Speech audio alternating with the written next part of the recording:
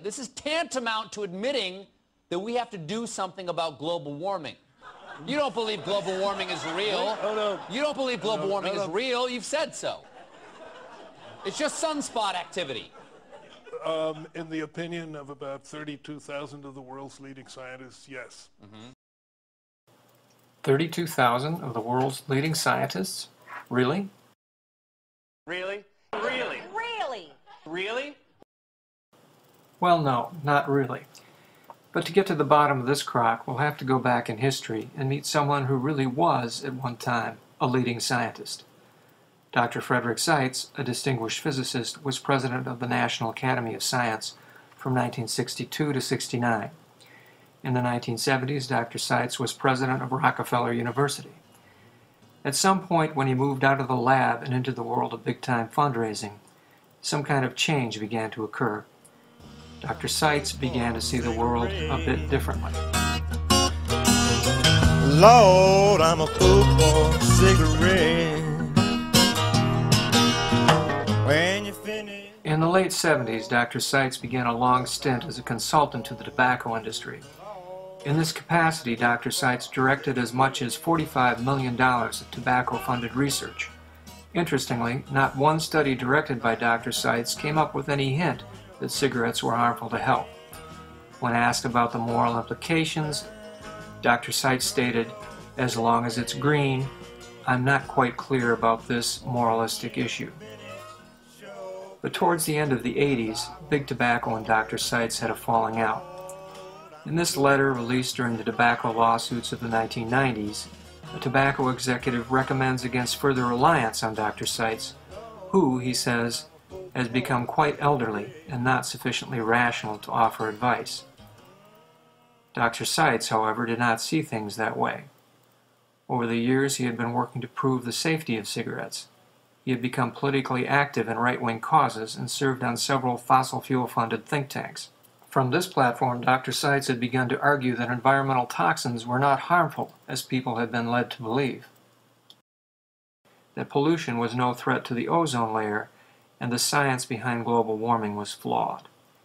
In 1996, 7 years after he had been declared mentally incompetent by those that knew him best, Dr. Seitz authored a letter to the Wall Street Journal in which he stated that the process behind the international consensus on climate change was fraudulent and dishonest, although he had not been involved in that process and had no background in climate science.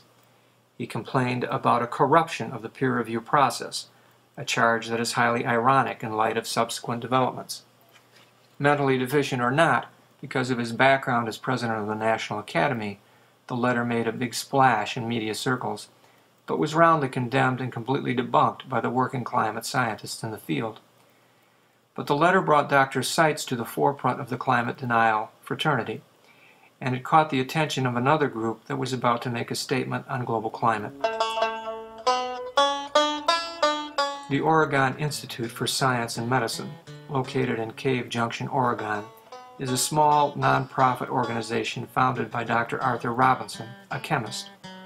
The group markets a unique set of products, such as books on nuclear war survival skills, along with plans for a homemade radiation detector. In addition, Dr. Robinson is the author of a homeschooling course designed to protect children from the public school's socialist values. The program materials include, among other things, the Encyclopedia Britannica from 1911. Dr. Robinson had grown concerned about yet another example of creeping socialism, the science of global warming. In 1999, he was ready to do something about it. That year, all across the country, thousands of scientists received a package from the Oregon Institute with a cover letter signed by Dr. Seitz. The letter made reference to Dr. Seitz's background at the National Academy and implied that the Academy had serious questions about the science behind global warming. The letter came with a document made to look like a peer-reviewed scientific study, laid out in a style identical to that of the publications of the National Academy, complete with a volume number and a publication date. Groups like the American Association for the Advancement of Science, the Union of Concerned Scientists, and the National Academy itself were besieged by calls from hundreds of scientists concerned that a fraud was being perpetrated. The venerable journal Science covered the controversy and asked Dr. Robinson about the curious design of the mailer. "I use the proceedings as a model," he said, "but only to put the information in a format that scientists like to read, not to fool people into thinking it's from a journal."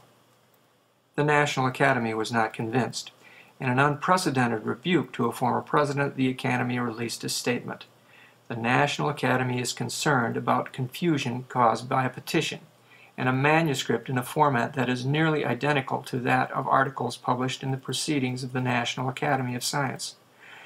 The NAS Council would like to make it clear that this petition has nothing to do with the National Academy and that the manuscript was not published in the Proceedings or in any other peer-reviewed journal.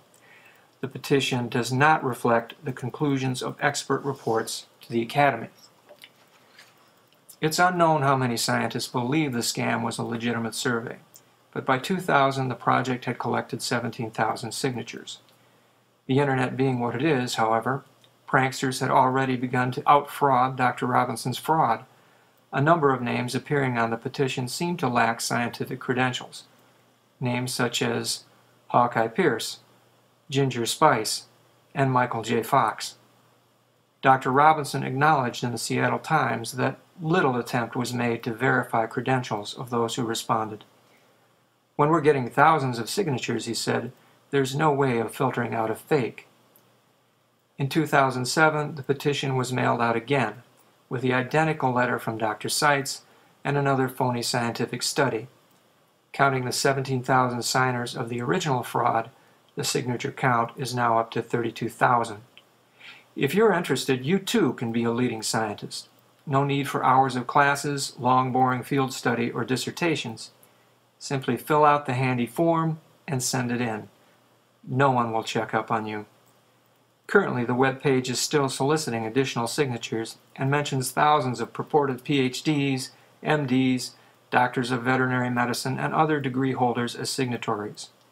One good thing about the survey is prior to this, it wouldn't have been obvious that many of our leading climate scientists were veterinarians. Who knew? And it turns out we're blessed with many more leading scientists than we thought we had. Could this be a leading scientist? Or this? Or this? Or this? Could these be leading scientists? With Dr. Robinson's help, anyone can be a climate expert. This sordid little episode in the history of climate denial points up once again the fundamental dishonesty of the climate denial industry.